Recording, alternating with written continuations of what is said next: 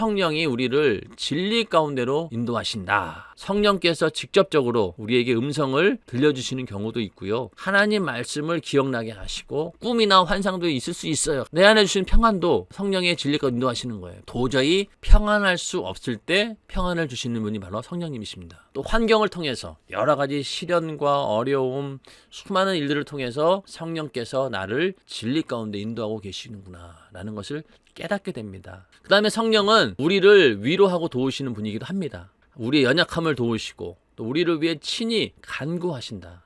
예수님께서 하나님 우편에 계시면서 우리를 위해 중보기도 하시고, 그리고 이 땅에서는 성령께서 우리와 함께 계시면서 우리를 위해 탄식하며 기도하시는 분이 또 성령이십니다. 자, 그 다음에 성령은 우리를 인을 치시고 보증하신다. 그 안에서 너희도 진리의 말씀, 곧 너희의 구원의 복음을 듣고 그 안에서 또한 믿어 약속의 성령으로 인치심을 받았으니 또 저가 또한 우리에게 인치시고 보증으로 성령을 우리 마음에 주셨으니. 인을 치셨다라고 하는 것은요, 도장 꽉 찍었다, 확증한다, 보증한다, 소유권을 인정한다. 반대로 양심이 화인맞아 외식함으로 거짓말한 자들이 있다는 거죠. 악한 영의 도장을 받은 거예요. 가축들에게 불도장을 찍어요. 이 사람의 소유다라고 하는 것을 확증하는 것처럼 우리도 성령의 인치심과 보증을 받게 되면 너희는 하나님의 자녀이고 내가 너를 확실히 보증하고 끝까지 너를 책임지겠다라는 하나님의 그런 심정이 들어 있습니다. 그래서 사도 바울은 내 몸에 예수의 흔적을 가졌노라 라고 하는 얘기도 같은 의미의 이야기입니다. 자, 그 다음에 성령께서는 우리를 은사와 열매로 쓰신다. 이 모든 성령의 은사와 열매가 한 성령에서 나오는 게 중요합니다. 방언의 은사를 받았다라고 하면은요, 다른 은사도 우리 안에 잠재적으로 이미 가지고 있는 거예요.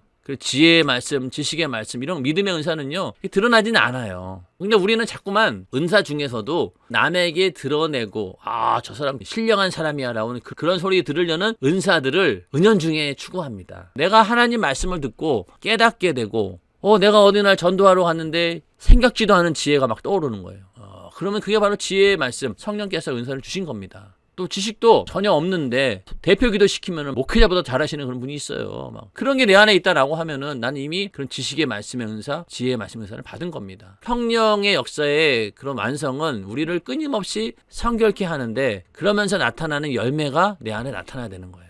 성령 충만한 사람을 보니까 저 사람은 참 신앙 인격이 제대로 되어 있구나, 이렇게 얘기가 나옵니다. 사람은 절대로 못 바꾼다. 성령은 바꾸실 수 있어요. 성령은 교회를 세우고 부흥케 하신다. 예수의 이름으로 두세 사람이 모인 곳 가운데 늘 주님이 함께 하신다는 얘기도, 두세 사람이 모여서 예배한다라고 하면 그것이 하나의 작은 보이지 않는 그런 교회가 된다는 것이죠. 성령께서는 저들 가운데 너희로 감독자를 삼고 하나님이 자기 피로 사신 교회를 치게 하셨느니라. 감독자를 세우신 분도 바로 성령께서 세우신 겁니다. 예수님께서는요, 이 땅에 오셔서 단 한 개의 교회도 세우지 않으셨습니다. 그것은 성령께서 하실 일이었고, 성령께서 그 이후로 초대교회를 시작해서 전 세계에 지금까지 많은 교회를 세우고 있지 않습니까? 또 부흥케 하시는 분도 바로 성령이십니다. 그래서 초대교회 때 이 성령의 역사가 얼마나 대단했는지, 믿는 사람들이 다 함께 있어 모든 물건을 서로 통용하고 또 재산과 소유를 팔아 각 사람의 필요를 따라 나눠주고, 날마다 마음을 같이하여 성전에 모이기를 힘쓰고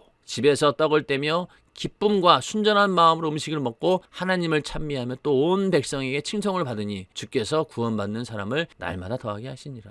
구원받는 사람을 날마다 더한다라고 하는 것은 부흥의 역사가 일어났다는 거죠. 베드로의 한 번 설교에 3,000명이 회개하고 돌아온 것처럼 이때의 부흥의 역사는 대단했습니다. 그러한 교회 가운데 이적과 표적이 나타나는 것은 당연한 것입니다. 성령으로 예수의 제2의 공생애를 재현하는 곳이 바로 교회입니다. 교회가 예수님의 몸이다라고 하면은요, 예수님의 몸의 기능이 나타나야 되는 것이죠. 예수님이 하셨던 일을 그대로 교회가 하면 되는 거예요. 예수께서 하신 일 가운데 병을 고치고 귀신을 쫓아내고 능력을 행하고 이적을 행하는 것. 오늘 많은 교회들이 다른 것은 예수를 따라서 잘 해보려고 하는데 병 고치고 귀신 쫓고 능력 행하고 이적을 행하는 일들, 성령이 하셨던 그런 일들은 안 하려고 해요. 그러니까 그런 역사가 안 일어나죠. 우리 자신도 교회라고 했잖아요. 성령을 모시는 거룩한 전. 우리에게도 동일한 이 예수의 능력이 나타난다. 믿는 자에게는 이런 표적이 따르리니 너희가 내 이름으로 귀신을 쫓아내고 병든 자에게 손 얹은 나으리라. 바울도 손은 안 되더라도 바울이 가지고 있던 손수건, 앞치마 가져다가 병든 사람에게 얹으면 그냥 난 거예요. 예수보다도 더 큰 능력이 이 사도들에게 나타났다는 것. 성령으로 가능한 일이죠.